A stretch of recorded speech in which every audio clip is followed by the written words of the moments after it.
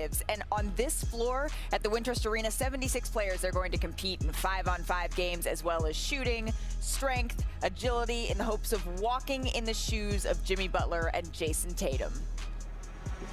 Welcome to the Eastern Conference Finals between the Celtics and the Heat. Love Jason Tatum. I don't think anybody on the Heat team can defend it. This rising superstar has been just magnificent. Tatum, sidestep, three-pointer, puts it in.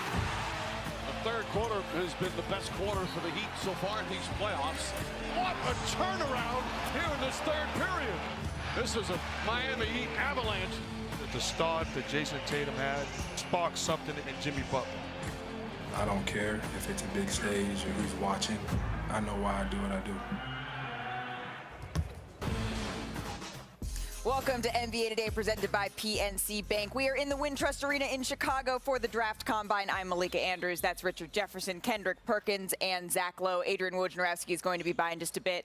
So yesterday, I channeled my inner Hamilton. Okay. Any requests for today? No. Fine. Well, then we'll just move along to some magic numbers, starting with the number 3, because that is where it got really special for the Miami Heat last night. Let's jump ahead to the third quarter. Eastern Conference Finals, Game 1. Entering Tuesday, Richard, the Heat plus 68 in the third quarter this postseason. That's the best in the NBA, and we saw that on full display. They'd kick it off with a 5-1 run. Well, and this is the thing that the Boston Celtics know, that the league knows, that you talk about, like, hey, look, this team comes out in the third quarter. Let's lock in. Let's be focused, because this is what they do. But this, Malika, was unexpected. When you watch these guys come out and play against this, look at that, that's just impressive. And we talked about Bam being the #1 guy. 4 blocks for Bam Adebayo, 12 blocks for the Heat that as a should count team. as 2. That's 2 blocks. Wedgie. I give him Wedgie action. Yeah, that's a deep wedgie. All right, now a 16-2 run. Strus. We know you love some Strus, Zach Lowe. Strus. Wow. Okay, so the Strus seals it from Jason Tatum, throws it down on the other end. The Heat, they go on a 22-2 run to start the third quarter. Okay, Hove. I mean, my goodness. And then this is later in the third, Richard. Yeah, and look, when everything is rolling, that's just one of the things that you see. But I will talk about this, not having, you know who doesn't have, not having Marcus Smart, not having Al Horford. Me and Perk and JJ were texting before the game. Could they get it done without him? Apparently not. Well, no. Let's take a listen to them after the game. I mean, yeah, they came out. Gotta give them credit. They played hard. They, played faster in the second half. I think we just kind of went away from what was working in the first half, and that's just something we gotta be aware of, on Thursday. More than anything, it just shows us what we're capable of whenever we worry about getting stops, getting into the open floor, getting to the free throw line, all of those good things. I expect us to be able to do that every quarter from here on out.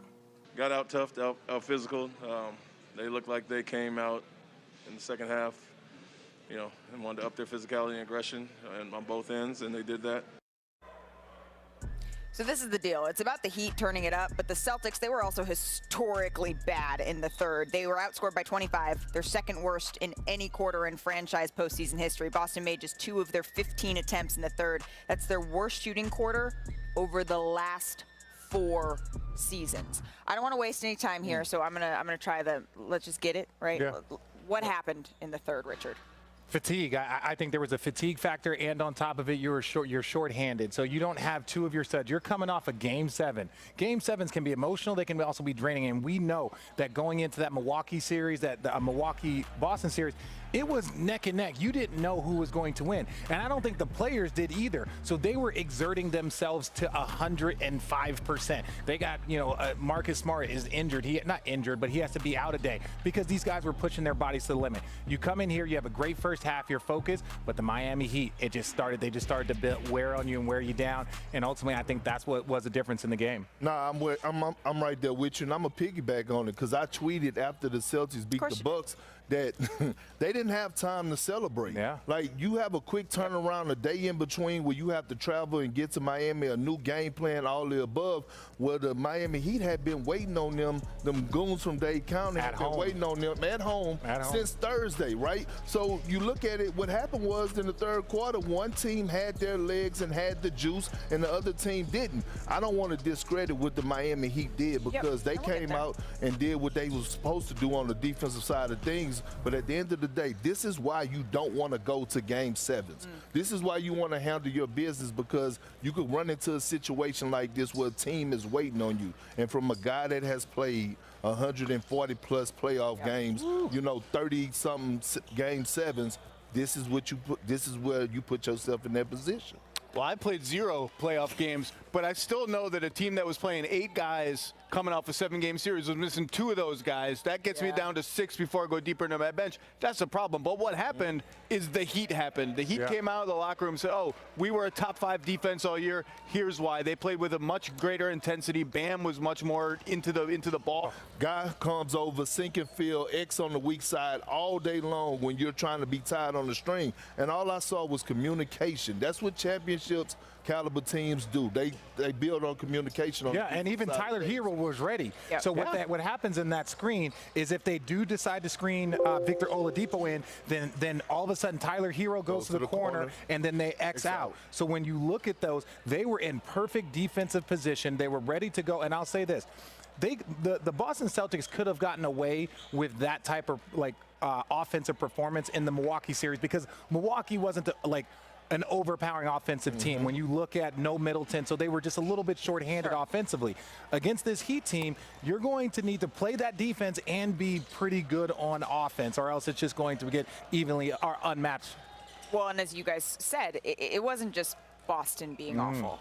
This was about Miami. Yes. More specifically, this was about Jimmy Buckets Butler. He was a force in the third. He outscored the Celtics 17-14 by himself. So let's take a little bit of a closer look at this game because Jimmy, he led the Heat to a Game 1 win. Doing all the little things, intercepting Jason Tatum's pass, going down the court, floating it in. This is when it mattered most, Richard. Yeah, it's impressive because what I love about Jimmy Butler and the way he played, 17 for 18 from the free throw line. And he's not this physically over-the-top gifted guy. So, most of his free throws are because he's just outworking people, putting people in a position to have to make a play. It's not tricking the referees. Everybody has a little trick in the referees in them, but it's not game in the game. It's the pump fakes. It's the driving into people. It's the putting pressure on you. Jimmy Butler just plays a very aggressive game here in the postseason. And here, look at this. And once you got your rhythm, that type of shot, it's just smooth. It's easy. This is the same guy that was shutting down Giannis, that was contesting Kevin Durant, and it was just impressive, Jimmy doing 41 points. Here's Jimmy Butler after the game. Butler gets inside and bangs it home. Another Jimmy Butler masterpiece. I play the way that I play to win by all means necessary, and it just so happened that I scored 40. Butler down there, throws it down. Jimmy Butler is an elite competitor. He's competing to win. It's a totally different thing, and he does that as well as anybody in this league. Perkins gets it, fires for 3, got it! Oh, Jimmy Buckets with a big one. I don't care if it's a big stage. Backing in, spins, falling away. It's good. Jimmy Butler makes a face. I do what I do for my family, for my people, for my organization, for my teammates. That's it.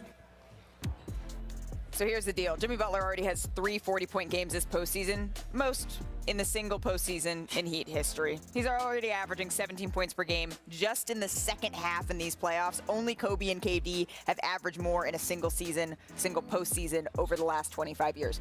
I know you guys didn't do this, but Zach Lowe, he wrote 2,526 words on the draft combine. On the lottery. Dude, I could write 5,000 on the lottery. Please don't. I don't need that many words on Jimmy Butler. I just need one. If you were to sum up his performance last night in one word, not 2,526, it would be Terminator. Absolute ruthlessness, ruthless efficiency on offense. Where's somebody I can bully? Derek White, I can bully you. Bring him up to me. Peyton Pritchard, bring him up to me. No wasted possessions, no wasted time. Ruthless. And on defense, he was like the Terminator doing those calculations in his head like he had a computer brain. Where's the ball going to go next? He was ahead of the Boston offense. He diagnosed everything they were about to do, and then he just took their lunch money like 4 times in a row. He had back-to-back pick sixes. You never see that happen. Jason Tatum just threw him the ball. He knew what was coming, and he was ruthless. That was a Terminator-level performance. Well, I don't never follow the rules, so I'm going 2 words. playoff, postseason superstar. That was 3 words. Now we got a hyphen involved. Postseason superstar. That's what Jimmy Butler is. And why I say that is because he understands the assignment now. The worst thing that could have happened for the NBA was him going to the finals 2 years ago, because now he knows it's a marathon and not a sprint. The one thing we realize about Jimmy Butler is he doesn't care about the regular season. And when I say don't care, meaning he's not really focused on making an all-star team. He's not focused on leading the league and scoring. No, he does, because that's who he is. But he knows that, hey, I need my body to be fresh. I need to be the best at when it matters the most. And all of a sudden, he turns it on, and he becomes a top 5 player in the NBA as soon as the postseason starts. I don't remember what I said, so can we put up the graphic? Can we put up the graphic really quickly? Do you guys see what I have? It's different. Yes, Jimmy Butler is different. And the reason why I like it is that when you look at these numbers, he is a guard. And you see the jumpers. You see he didn't hit any threes. There was no threes. So this was like an old school, hyper efficient 12 for 19, 17 for 18 from the free throw line. And this is where you miss Marcus Smart. This is where you miss an Al Horford in rotations. Because if you don't have that, if you look at what Jimmy Butler did, especially in that third quarter, if they have Marcus Smart, I'm not saying that Jimmy can't go get his buckets, but at least there's another body. The defensive player of the year on the perimeter is not there, and they took advantage of it. Well, and that begs the question. We've shown all the stats. We've discussed how just excellent Jimmy Butler was last night throughout this postseason. Richard, how sustainable is this? Well, to Perk's point, when he talked about he went to the finals 2 years ago, and it looked like he ran out of gas because he was going against possibly the only person in the world that can put up these type of numbers throughout an entire postseason, and that was LeBron James. And he ran out of gas because it is exhausting. A lot of guys can do this 2-3 times. To do it throughout an entire postseason is so difficult, but Jimmy, he looks like he's in the condition to do it now, and it's just a matter of whether or not he can sustain this for this round and then one more round. And by the way, he's also guarding Jaylen Brown and Jason Tatum. Like, there are no seconds off for him. And we haven't even mentioned, talking about the Celtics being shorthanded, Kyle Lowry's out. Like, the Heat are missing a borderline all-star level point guard, too. Yeah. It's culture. It's culture. And I said it like 2 weeks ago. When you talk about being in shape, being in condition, it's no other organization that gets you prepared like the Miami Heat. Like, you got to be under a certain % body fat. They watching your diet, all because they know it's about the long game. And so when I look at Jimmy Butler and you ask, can he sustain this? Hell yeah. All right, so that's the eastern side of things, but we're going to get to the western side of things coming up. We're all to the Magic, and then Chet Holmgren to the Thunder, Paolo Banchero to the Rockets, Keegan Murray to the Kings, Jaden Ivey to the Pistons. Welcome back inside Wintrust Arena. It's home to the WNBA's Sky, and draft analyst Mike Schmitz is joining us now. And you know what that means. It means that Zach couldn't be more excited because we get to talk about the lottery. So I haven't seen Zach smile that much since we was talking about Anthony Edwards' dog. It's a little bit frightening. Anthony Edwards Jr. Anthony Edwards Jr. Anthony Edwards Jr. Zach, since this is you're literally your baby, what was your biggest takeaway from last night? I think two teams that really needed it got the number 1 and 2 picks in the draft, and that starts with Orlando. Since Dwight Howard forced a trade, they've just been living in purgatory, either really bad but never moving up in the lottery to get the guy, or just mediocre and drafting in the middle of the first round. And they drafted some good players. They drafted some nice support players. The one year they really moved up and had a super high pick was 2013, which was like the year you didn't want a top 3 pick. And they got Victor Oladipo, who was good, and then they traded him. They've just been begging for something to center this rebuild, which has been endless, around for so long, and now they finally have their chance to do it. And as Perk's going to talk about, they're starting to collect a bunch of interesting players, but they've done that before. What they've been missing is the tentpole to build around them, and this is their chance finally to get it. Perk, before we get to you, Richard, on our pre-show call this morning, you were talking about the Orlando Magic. What intrigues you about them getting the number 1 pick? Well, I really love the culture that Jamal Mosley is trying to build. I had him as a coach. I've known him for years, especially like when I played in Dallas. But in Dallas, he brought out Wendell Carter. He brought out Cole Anthony, and he's just like, hey, I want these guys to experience the postseason. I want them to see the prep. I want them to feel the energy. He wants his guys to understand what it takes to get there and why you're fighting so hard. Yep. So to see a coach put that type of energy already, the season just ended for them, a month and a half ago. So to see him already putting energy into his guys into next year, to see him get the #1 pick, it just means that the culture is starting to change in Orlando. Mike, you've been on the Chet Holmgren beat essentially for the past 3 years, right? Yep. What makes him such a can't-miss prospect? Well, there's only so many 7-footers on this entire earth with a 7'6" wingspan who can pass, dribble, shoot, and protect the rim at such a high level. So we talk so much about his shot blocking and the three-point shooting, but there are two things that stand out most to me, okay? And I was able to go to Santa Barbara, spend some time around him. Perk, we talked about this the other day. He's mean. Yes. He's buck 95, 200 pounds. No, don't get it twisted. He is mean and focused and aggressive. And being around him a couple days and just watching his preparation, he was how he breaks it.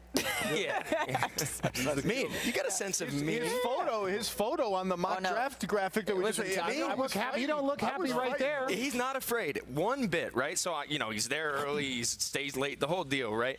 On top of that, he's not just this rim running pick and pop guy. He can handle the ball. He has legitimate wing skills. He's going to be playing pick and roll like Evan Mobley, like Jaren Jackson, different bigs, putting the ball in his hands. And I can talk about this workout and all that, but let's just show you. Let's show you some of the stuff we talked about out in Santa Barbara and break it down. Let's roll the tape. And you would say he's more skilled than Evan Mobley and Jaren Jackson Jr. Yes. For the upcoming draft. He's the total package. He can do it all out on the floor. Chet Holmgren, are you serious? Wow! Mike Schmitz of ESPN here in Santa Barbara. Chet Holmgren, Packy Turner. Chet, I think what makes you special is at your size, your ability to handle the ball, play pick and roll, bust out of handoffs. What makes you so effective in those situations?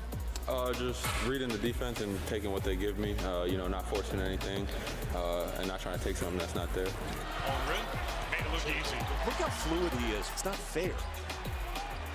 One thing I've seen from you too, just watching you work out, is you have step backs, side steps. Maybe take us through the cadence of one of those moves. When I'm going and they're on my hip, that's when I use my pocket to use those step backs to create some space. Okay. And then, not use the arm so I can really use my pocket to create enough space for that jump shot. So let's see you roasting our guy Packy here.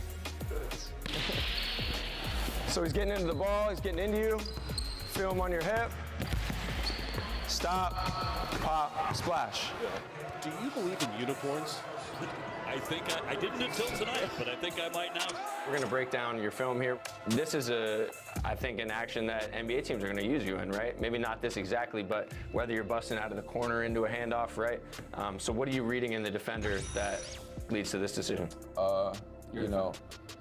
At the end of the day, if a defender wants to go under a screen or shoot the gap on a screen, they're basically, saying that you can't hit that stop behind three. So that's the read every time. Yeah. And just knock that down.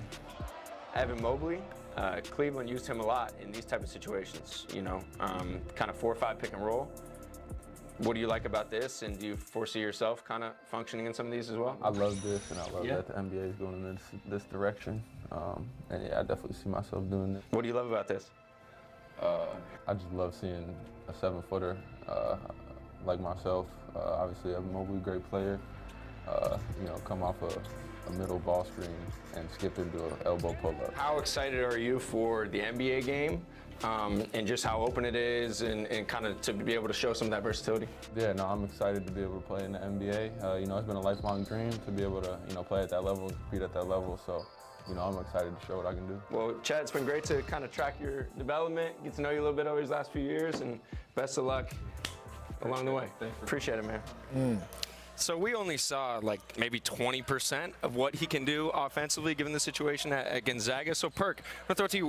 What is the best fit for Chet Holmgren? Oh, I'm being biased. H-Town, Houston. but here's why, right? You look at Jalen Green, and we watched him progress throughout the last part of the season. He was dropping 40 pieces, things to that nature. And I talk about looking at the Cleveland Cavaliers and that the Rockets should try to mimic what they're doing, right? They had Darius Garland. They added Evan Mobley. why not add Chet Holmgren? Like, I know he's probably going to go number 1 because he's the true I don't know if he's going to get that far I understand that, but he's a true definition of a generational talent. But if Houston could land him, like, with the combination between him and Jalen Green will be a great starting point, and I could see them being the next version of Evan Mobley and Darius Garland and what they did in the league that the Cleveland Cavaliers took this season.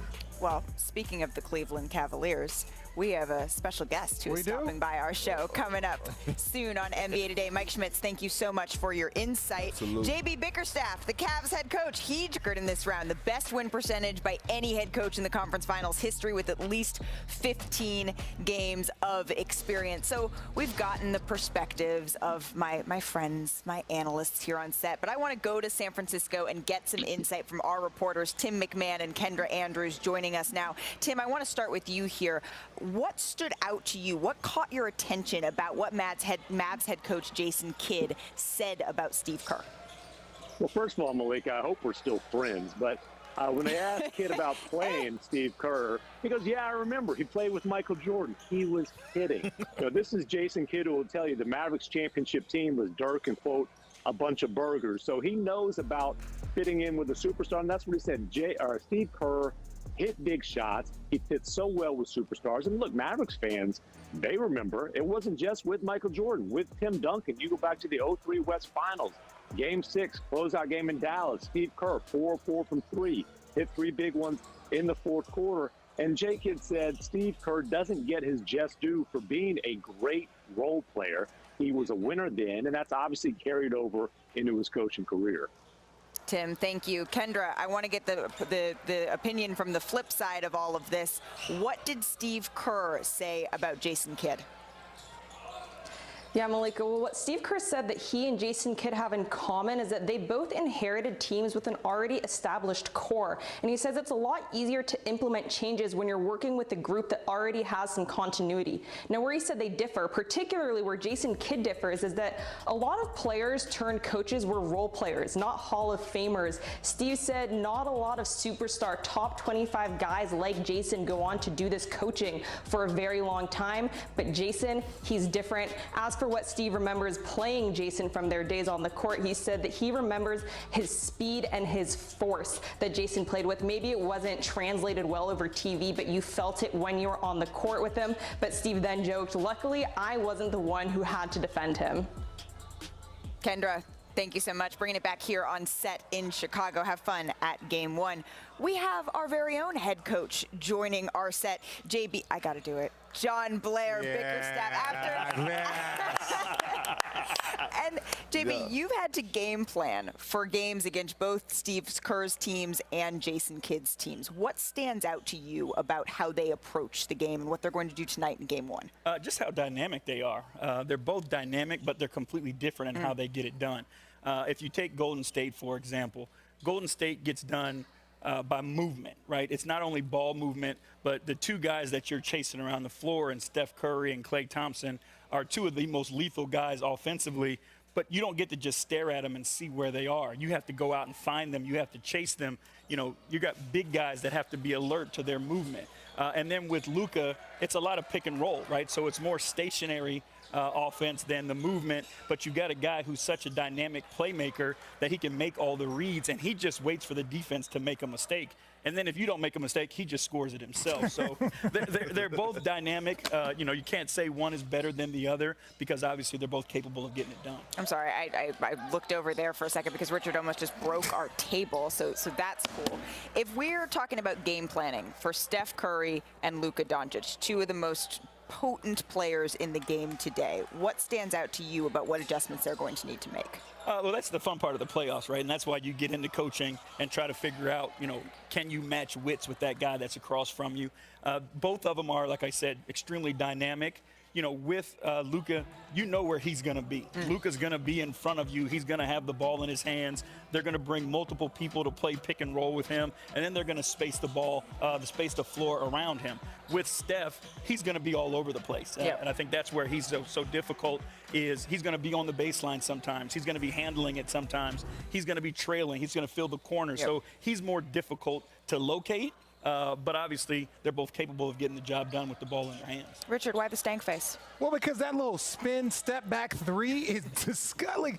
Like that. Like we just gloss over it because he does it all the time. We don't see many guys do that specific move. Steph does it. I think we've seen James do it, James Harden do it. And I'd even say like Kevin Durant. But that little in the corner, post up, step back spin like that, and you can't guard it, and he does it so effortlessly. Like there's just nothing you can do in those moments. Zach, who is tougher to defend in your estimation, the Mavericks or the Warriors? As a team, I think the Warriors just are so different that it takes teams, you can see in playoff series, it takes a game or two to get used to playing against them after playing. You can talk about this. Oh, yeah. You guys had trouble. Those first two games are like boom. Worst two losses combined in NBA Finals history. Like our game 1 and game 2 combined total score. Because it just, we had cruised through the Eastern Conference, and then you get there, and they're a different monster. If you're in the Western Conference, you get them 4 times a year. If you're in the Eastern Conference, you only get them once or twice. So it's like, even then, those first 2 games are literally just trying to figure it out. Just trying to get your sea legs. Yeah. But individually, I mean, Luka is just a killer. Yeah. There's nothing you can do with him. He's too big. He can see every pass. And to the point you just made, the hallmark of a superstar is he can beat you with shots that you're supposed to live with as a defense, with floaters, with step backs. He can make enough of them that you'll still lose the game. Yeah, and when you think about Golden State, right, Coach JB was right. You talk about the player movement, the ball movement. In order to beat them, you also got to have IQ on the floor. Like, the first step of defense is communication. If you're not communicating on those switches or those back picks or those pin downs, whatever the case may be, you're dead bird, tall grass. So that's what I saw with the Memphis Grizzlies. Like, it was so many times I'm like, how did y'all miscommunicate this switch? This is Steph Curry. Why is Jaren Jackson Jr. not up on the screen when he's supposed to be when the Steph Curry is coming off the pick?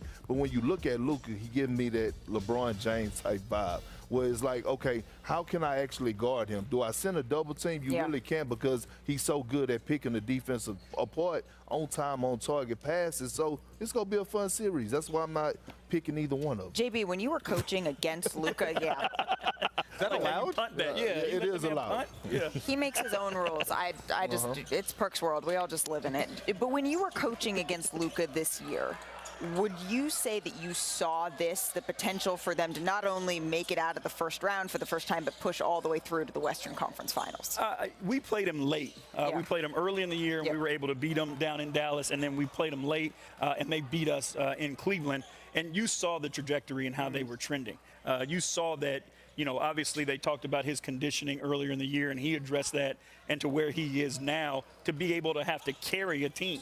And I think with his skill set, the way that they improve defensively, I think that's one of the things that we're missing here too, is we're talking a lot of offense. But if you look at these conference finals, the defense is going to be what gets it done. We saw it last night. Like, you're going to have to defend, and they've improved on the defensive end of the Man, I can't wait for this game. It is the first time, by the way, that the Mavs and the Warriors have faced off in the playoffs since that We Believe upset. So this is going to be fun. JB, thank you so much for joining Richard, Dolores, and company, and I here on NBA Today.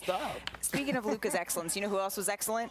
Tyler Hero. And our panel said that we needed a bubble hero to show up for game 1. That's exactly what happened, but it's what happened post-game that you really have to see. Find out. That's next. You're singing again. I can't help it.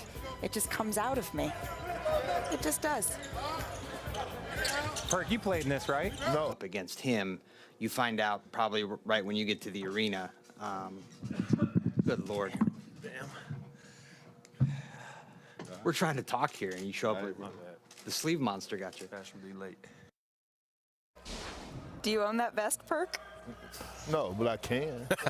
I think we need to get it. I think we need to That's get it what for I'm you. planning on wearing when I get to Miami. Did they catch any shots? Do you guys have any shots of you guys like that? No, I mean, we can do it right now. Oh, let's do it. Let's do it right now. I think I think you might be wrong. I think we do have shots of you guys like that. I feel like they're swapped. I feel like I should be on the left and the right. I think that's very accurate. I do. I was expecting more out of you. Really, I thought you had more muscles.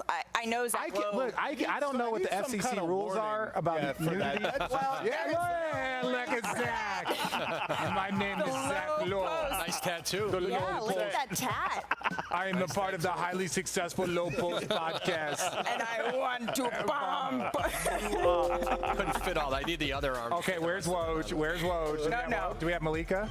Oh, come on. My biceps would break the screen. Yeah, They would be so big. All right, we need to get this back on track. Okay, let's talk about the actual game. What can you tell us about the status of Al Horford for Game 2? Yeah, he remains in health and safety protocols. I think it remains unlikely that he's back for Game 2. I think there's a lot of conversation going on between the Celtics and the league office, but he would have to make some progress in these protocols.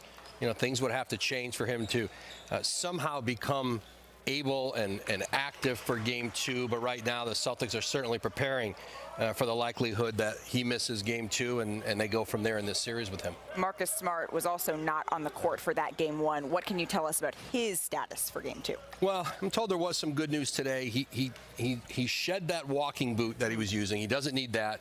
No, he's gotten out. He's got some treatment. He's been able to do some things on the floor to try to test out that foot, not put too much pressure on it. But that very much is going to be a decision made tomorrow. That one's going to go into, perhaps closer to game time. I know with Marcus Smart, he does not like to miss 2 games in a row. You don't see him do that often. But this is a real injury, and I think they'll have a better sense tomorrow. But he has made progress.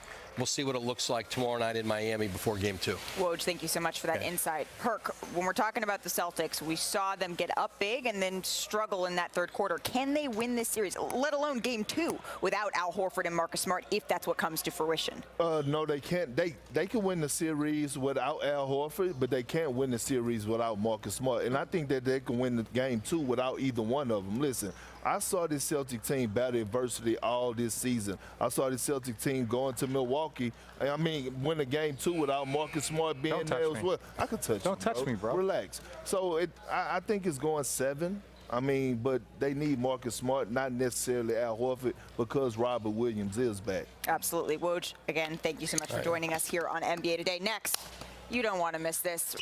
Damn, All right, here we go. All right.